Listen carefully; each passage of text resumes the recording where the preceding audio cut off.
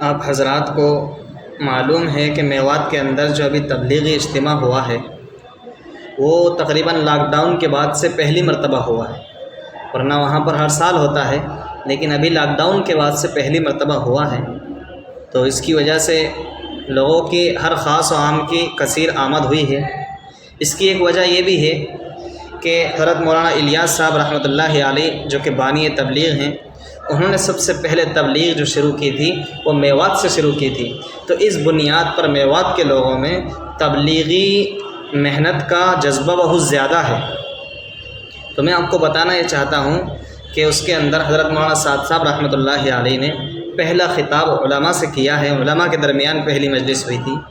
تو انہوں نے کہا ہے کہ تبلیغ اور تعلیم دونوں ایک ہی چیز کا نام ہے، یعنی کہ گویا کہ ایک چیز کے دو نام ہیں، کہ تبلیغ بھی وہی ہے اور تعلیم بھی وہی ہے۔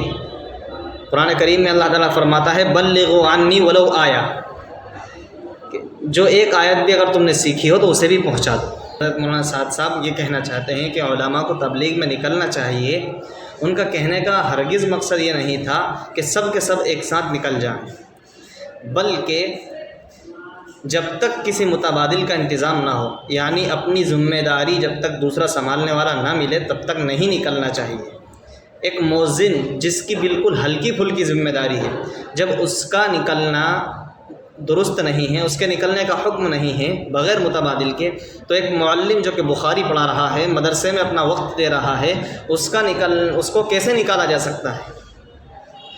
لیکن حضرت مولانا سعد صاحب نے فرمایا کہ فضائل کی تعلیم سے مجھے بالکل اطمینان نہیں ہوتا، بلکہ مساجد کے اندر فضائل کی تعلیم کے ساتھ ساتھ مسائل کا بھی اہتمام ہونا چاہیے۔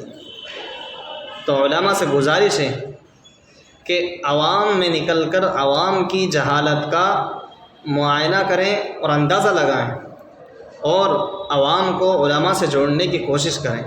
اگر عوام علماء سے کٹ جائے گی تو عوام کی جہالت کم نہیں ہوگی بلکہ اور بڑھ جائے گی۔ حضرت مولانا ابو الحسن علی ندوی رحمۃ اللہ علیہ فرماتے ہیں، انہوں نے اپنی کتاب میں لکھا ہے کہ مساجدوں کو مسلمانوں کی زندگی کا مرکز بناؤ۔